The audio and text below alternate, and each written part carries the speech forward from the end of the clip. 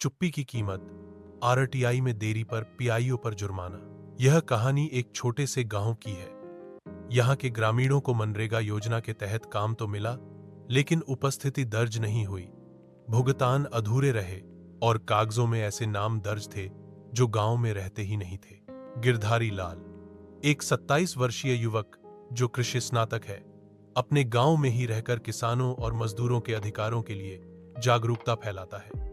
उसके पिता खुद मनरेगा में काम करते हैं, लेकिन कई बार शिकायत करने के बावजूद उन्हें पूरा भुगतान नहीं मिला। गिरधारी ने आरटीआई आवेदन की योजना की। गिरधारी ने आरटीआई एक्ट 2005 की धारा 6(1) के तहत पंचायत कार्यालय को आवेदन भेजा, जिसमें मांगी गई जानकारी थी पिछले 2 वर्षों में मंजूर मनरेगा योजनाओं की सूची, सभी मजदूरों को दिए गए भुगतान का ब्यौरा, कार्यस्थल पर उपस्थिति रजिस्टर की प्रति, कार्य मूल्यांकन रिपोर्ट की छाया प्रति। उसने ₹10 का पोस्टल ऑर्डर संलग्न किया और आवेदन रजिस्टर्ड डाक से भेजा। 30 दिन बीते, कोई जवाब नहीं आया। गिरधारी ने पंचायत सचिव सविता देवी से पूछा, मैडम, मेरे आरटीआई का जवाब अब तक क्यों नहीं आया? सविता ने टालमटोल में कहा, ऊपर से आदेश नहीं है, आप पीआईओ से बात कीजिए। अब गिरधारी को महसूस हुआ कि जानकारी जानबूझकर रोकी जा रही है। फर्स्ट अपील, पहला कदम आगे। गिरधारी ने आरटीआई की धारा 19(1) के तहत प्रथम अपील पंचायत के फर्स्ट अपीलेट अथॉरिटी बीडीओ को भेजी।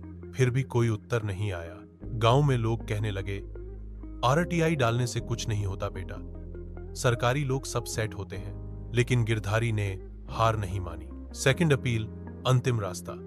अब गिरधारी ने आरटीआई एक्ट की धारा 19(3) के तहत राज्य सूचना आयोग में द्वितीय अपील दायर की।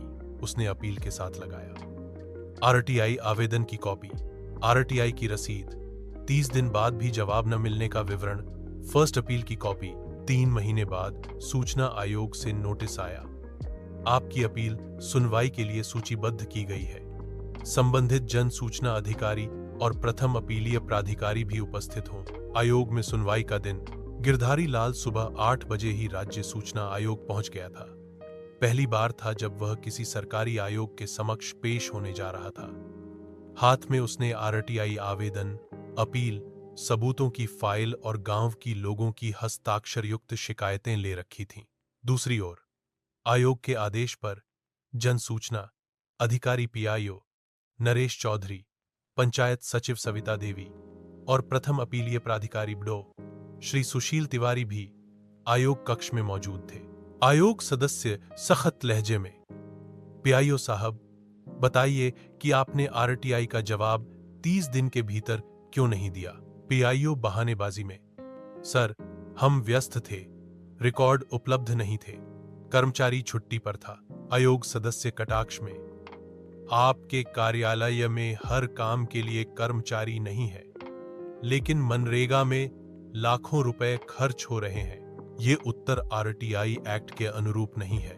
गिरधारी ने अपनी बात रखी, माननीय सदस्य जी, मैंने पूरी प्रक्रिया का पालन करते हुए आवेदन किया।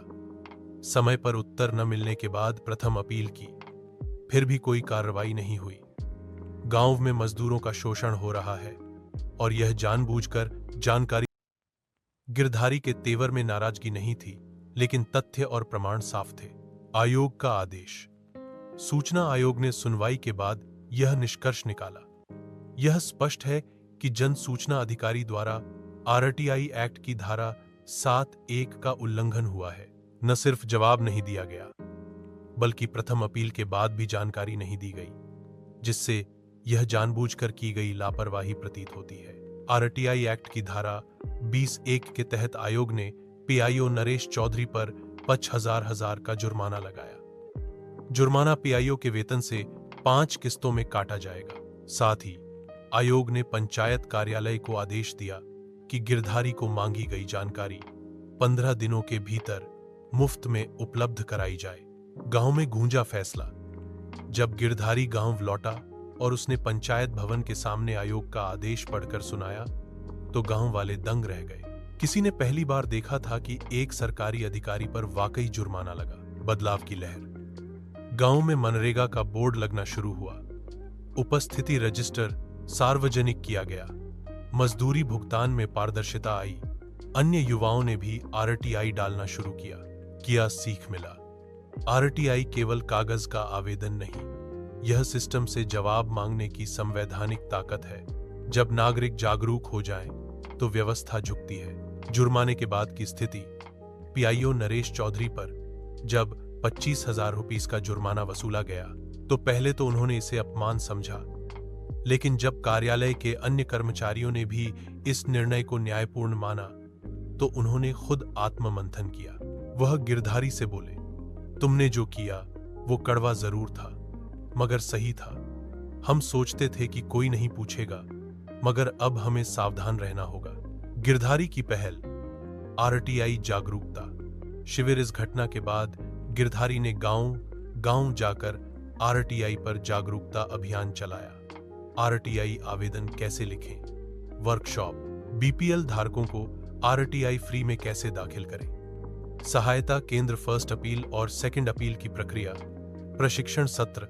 लोगों ने राशन कार्ड, वृद्धावस्था पेंशन, सड़क निर्माण और विद्यालय में मिड डे मील जैसी योजनाओं पर आरटीआई डालना शुरू किया। पंचायत भवन का बदलाव। अब पंचायत भवन में आरटीआई एक्ट की धारा 4 की 1B के अनुसार सूचनाएं सार्वजनिक रूप से चस्पा की गईं।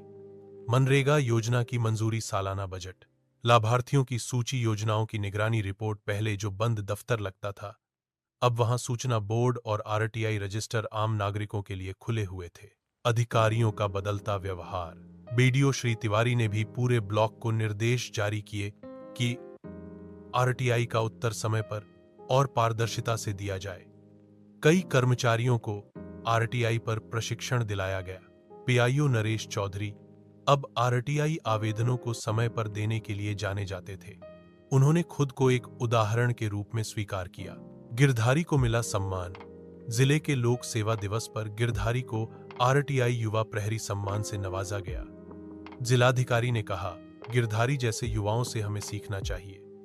उन्होंने न केवल आरटीआई का सही इस्तेमाल किया, बल्कि पूरे ब्लॉक को जवाबदेह बना दिया। आरटीआई का असर। एक आम नागरिक की जीत। आरटीआई ने दिखा दिया कि लोकतंत्र केवल चुनाव नहीं, जवाबदेही भी है। आम नागरिक अगर जागरूक हो तो प्रशासन को सुनना ही पड़ता है। आरटीआई न केवल सूचना का अधिकार है, बल्कि सम्मान और न्याय का भी रास्ता है। सूचना मांगना अधिकार है, चुप रहना अंधकार है।